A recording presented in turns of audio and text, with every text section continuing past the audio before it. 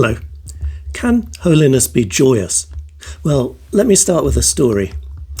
One day when Lewis was 17 years old, he was waiting at Leatherhead train station. This is when he was living down in Surrey with a private tutor. He'd been for a haircut and he was waiting for the train home. It was dusk and the smoke from the old steam train glowed red from the light of its furnace. He described that scene with perfect detail. The hills beyond the Dorking Valley were of a blue so intense as to be nearly violet, and the sky was green with frost. My ears tingled with the cold. The glorious weekend of reading was before me. He remembers even the porter's voice calling out the names of the villages, Saxon and sweet as a nut, and it was on this blissful day that he randomly picked out a book from the station bookstall, which had a very profound impact upon him. It was Fantastes, a fairy romance by Scottish writer George MacDonald. And he came to regard MacDonald as his master. He said there was hardly a book he wrote in which he didn't quote from him. Although Fantastes was similar in some ways to the woodland romances of Malory and William Morris that he'd come to love, it held a new quality, which he later defined as holiness. He didn't realise it was holiness at the time. That became clear much later when he became a Christian, as he explains in his autobiography, Surprised by Joy. In the same paragraph of Surprised by Joy, where he describes the holiness in Fantastes, he also says he found a wind of joy blowing through it. And I think the holiness and the joy often unite and blow through his own Narnian fairy romances. He called it a superabundance of mercy to have come upon this book, Fantastes, at this point in his life, after the many temptations of the world, the flesh and the devil, which had beset him in his teenage years.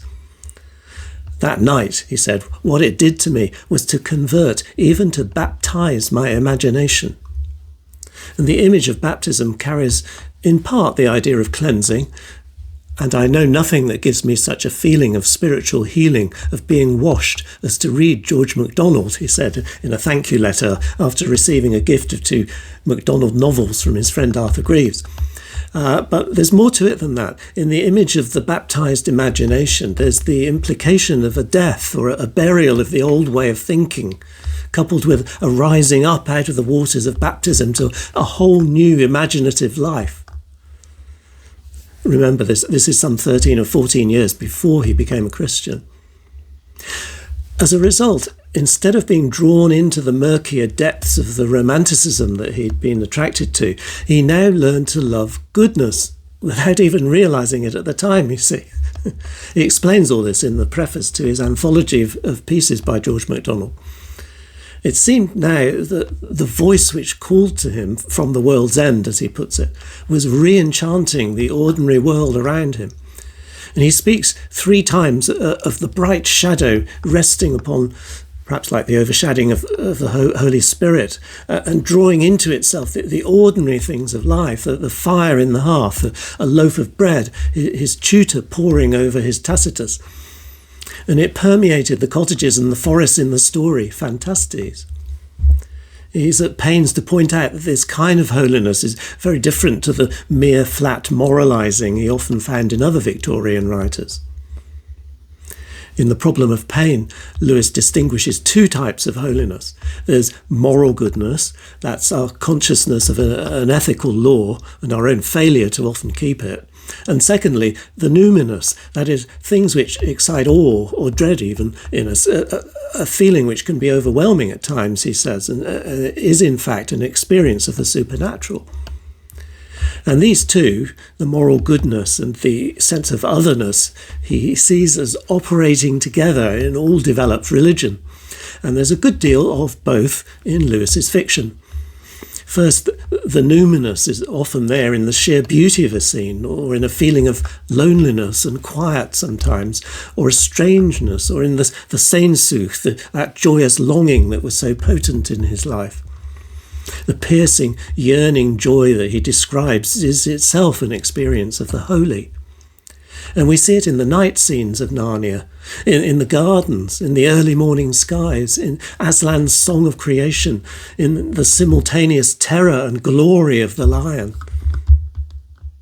And secondly, we see the moral holiness in characters like the Mayor Hwin, for example, in The Horse and His Boy. Hwin's simple, humble, trusting obedience to Aslan is contrasted to the warhorse Bree's silly conceitedness. And it's to her Aslan says, "I knew you would not be long in coming to me. Joy shall be yours." In the Narnia Chronicles, Lewis sometimes comments on the moral conscience of his characters, using a particular phrase, deep down inside. Deep down inside, Edmund knew, despite all his bitterness, that the White Witch was cruel and bad in The Lion, the Witch and the Wardrobe. In Prince Caspian, Susan believed, deep down inside, that Lucy had seen Aslan. In the frozen wastes outside Harfang in the Silver Chair, Puddleglum, the Marsh Wiggle, asks Jill to repeat the next sign that they're to follow, and she gets it wrong and is annoyed because deep down inside she knows that she should have remembered the sign.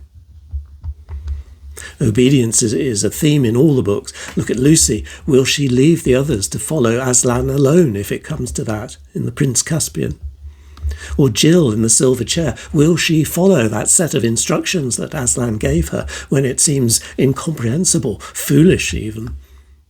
Take Shasta. Will he run on across the mountains to warn King Loon of Calamin invaders when he's already exhausted with doing good in the Horse and His Boy? Will Diggory bring the apple back to Aslan in The Magician's Nephew, or will he keep it to save his own mother's life? In none of these cases is obedience lightly chosen, but only through obedience does the good come, and with it, the joy. In one letter, Lewis comments on his friend's account of a lovely priest. He says, "How little people know who think that holiness is dull. When one meets the real thing, and perhaps like you, I've met it only once, it's irresistible. If even 10% of the world's population had it, would not the whole world be converted and happy before a year's end?" In his paper Man or Rabbit, published in 1946, he says a good moral life, although it's indispensable, is one thing, but the divine life for which we're made is quite another. The mountain of morality can't be climbed by our own efforts, and just trying to live a decent life misses the point, really. But rather, he says, the new creation is a real man, an ageless God, a son of God, strong, radiant, wise, beautiful, and drenched with joy.